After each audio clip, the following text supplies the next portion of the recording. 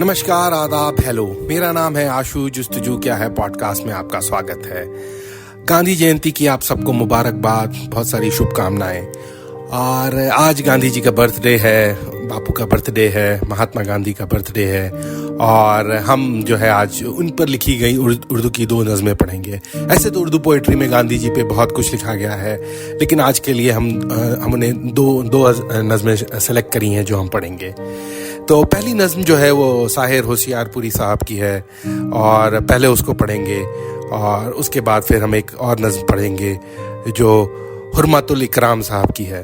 तो पहले शाहिर होशियारपुरी जी की नज़्म पढ़ना शुरू करते हैं। और शाहिर होशियारपुरी, इनका नाम राम प्रकाश ओरी था। ये पंजाब में पैदा हुए। He was born in 1913 and he died in 1972। और उनकी नज़्म को अब पढ़ते हैं।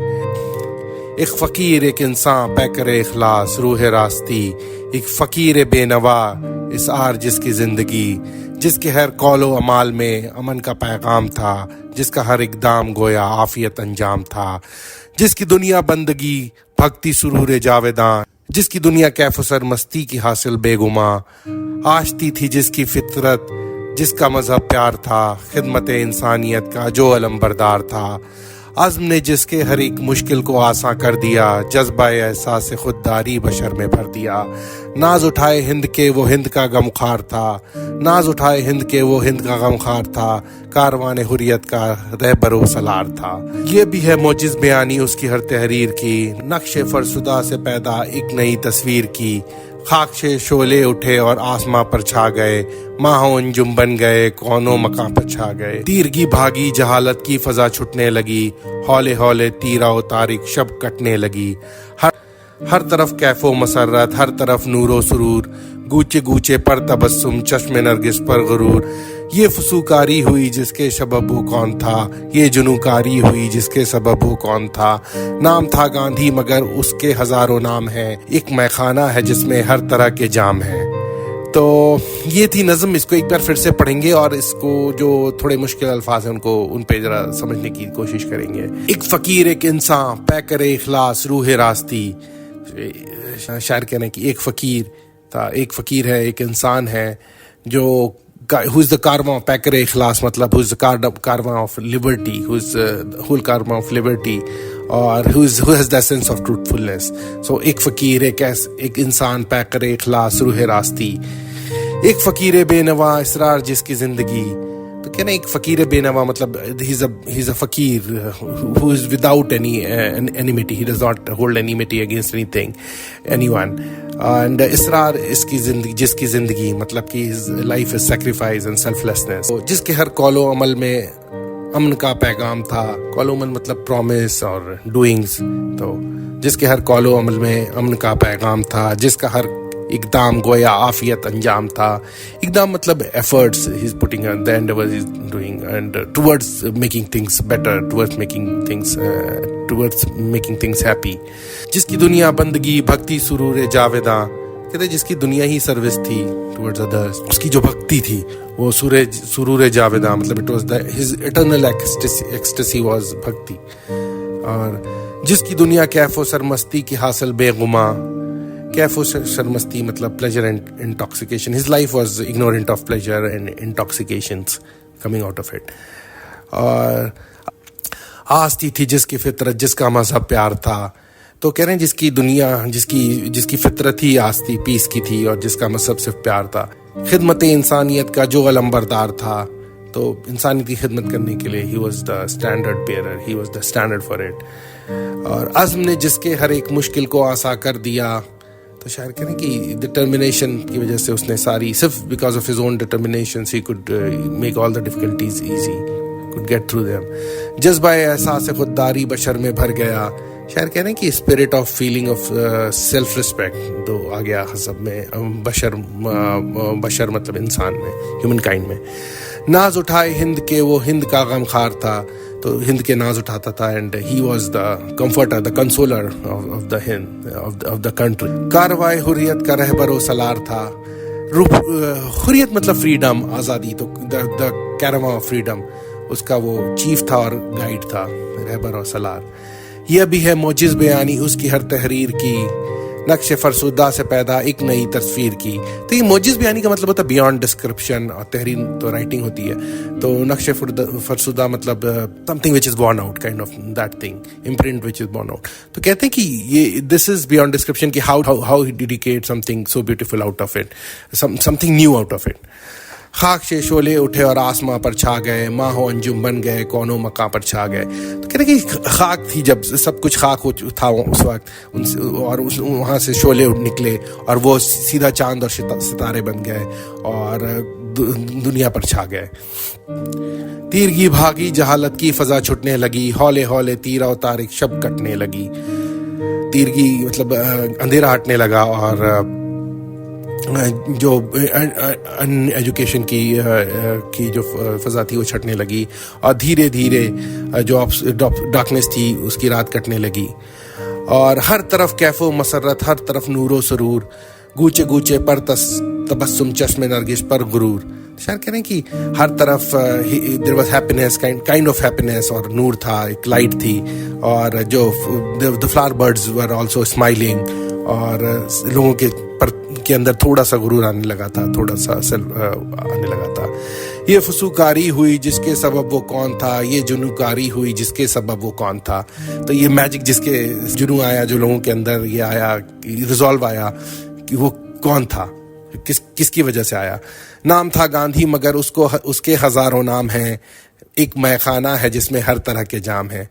تو ان کا نام گاندھی تھا، اور ان کے اور بھی بہت سارے نام ہیں. کچھ لوگ ان کو جیسے کہ جانتے ہیں ہم کہ انہیں باپو کہتے ہیں، بابا گاندھی کہتے ہیں، مہاتما گاندھی کہتے ہیں، مہاتما کہتے ہیں. اور ایک مے خانہ ہے جس میں ہر طرح کے جام ہیں. تو کہتے ہیں کہ یہ ایک ہیز لائک کیونکہ اردو شاعری میں یا جو امیجری ڈرا کی جاتی ہے اردو شاعری میں، اس میں میخانہ کو ایک بہت ہی کویٹڈ چیز مانتے ہیں کئی بار، کہ that the place which gives you relief from all the worldly things, اس کو میخانہ مانتے. تو اس میں ایسا میخانہ تھا جہاں پہ ہر طرح کی جام، ہر طرح کی شراب اویلیبل تھی. تو یہ بات کریں کہ he had everything for he was very extensive, he had all sort of things for people to comfort them. تو یہ بات ہو رہی ہے. یہ تھی پہلی نظم.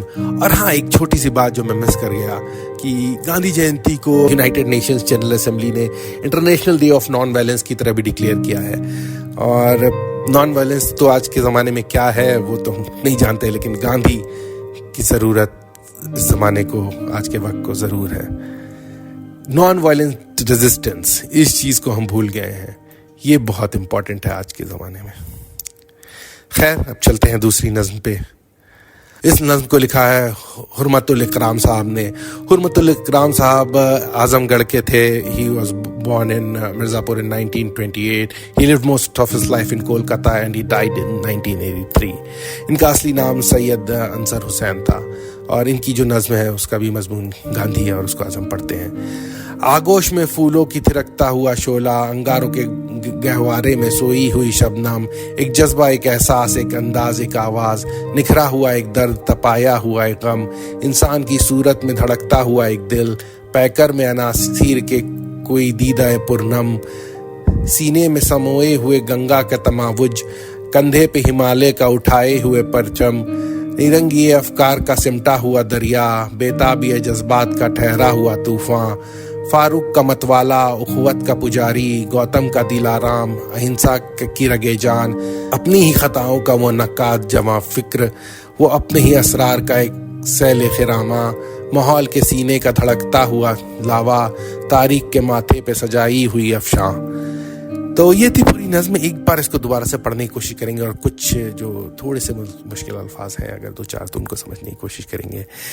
تو کہہ رہے ہیں آگوش میں between the flaws, in the lap of flaws, تھرکتا ہوا شعلہ، ایک شعلہ فائر، اور انگار کے گہوارے میں سوئی ہوئی شبنم. کہہ رہے ہیں کہ ہی از ڈرائنگ اپوزٹس، لائک انگاروں کے بیچ میں جو ہے، انگاروں کے گھر میں ایک سوئی ہوئی شبنم، ایک موتی جو سویا ہوا ہے، اس کی بات کر رہے ہیں. اور ایک جذبہ، ایک احساس، ایک انداز، ایک آواز، نکھرا ہوا ایک درد، تپایا ہوا ایک غم. کہہ رہے ہیں کہ گاندھی واز اے جذبہ، ایک احساس تھے، ایک انداز تھے، ایک آواز تھے، اور ایک نکھرا ہوا निखरा हुआ एक दर्द था. इट वाज निखरा हुआ पेन, पॉलिश्ड पेन. और तपाया मतलब वार्म्ड या हीटेड, जैसे कि सोने को तपाते हैं उस तरह से, किसी मेटल को तपाते हैं उस तरह की बात, तो उसको शेप देने के लिए. तो निखरा हुआ एक दर्द, तपाया हुआ एक गम, इंसान की सूरत में धड़कता हुआ एक दिल. तो he was just a human being, he was actually a heart in shape of a human being. पैकर में अनासीर के कोई दीदाए पुरनम. पैकर मतलब एक एलिमेंट्स, अनासीर मतलब एलिमेंट्स, और पैकर मतलब बॉडी. तो इंसान के शेप में it was actually moist eyes. It was actually just moist eyes. Someone who can feel the sorrow of others. तो सीने में समोए हुए गंगा का तमावुज मतलब लहरें, जो गंगा की लहरें होती है उसकी करंट, उसको सब जैसी जितनी उतनी सारी लहरें, उतना मूवमेंट अपने सीने में दबाए हुए. कंधे पे हिमालय का उठाए हुए परचम, हिमालय का परचम अपने कंधे पे लिए हुए. नारंगे अफकार का सिमटा हुआ दरिया. कहते मैजिकल थॉट्स का जो उनके अंदर है वो सबको एक सिमटा हुआ एक दरिया है वो. बेताबी जज्बात का ठहरा हुआ तूफान.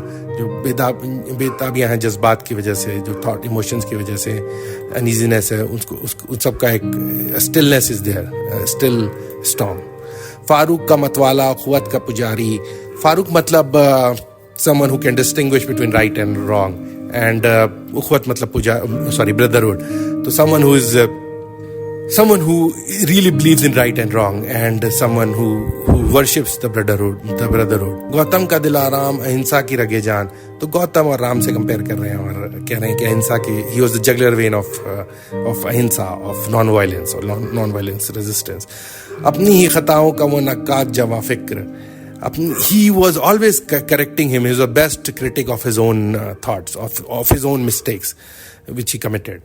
ये बात करें, Gandhi was always correcting him. That was a very big thing about him and what made Gandhi. तो और जो पिछली लाइन में कहा कि अहिंसा की रगे जान, तो सच में ही वॉज अहिंसा की, मतलब he was the juggler when of non violent resistance.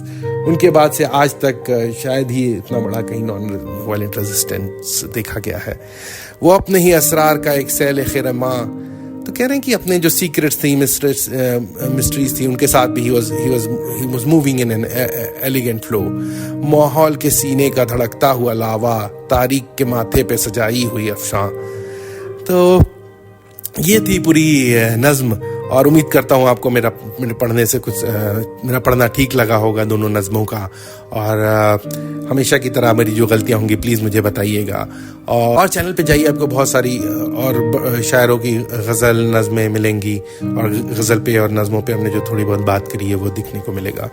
और please like, share and subscribe to the channel. Thank you and धन्यवाद, शुक्रिया. See you soon.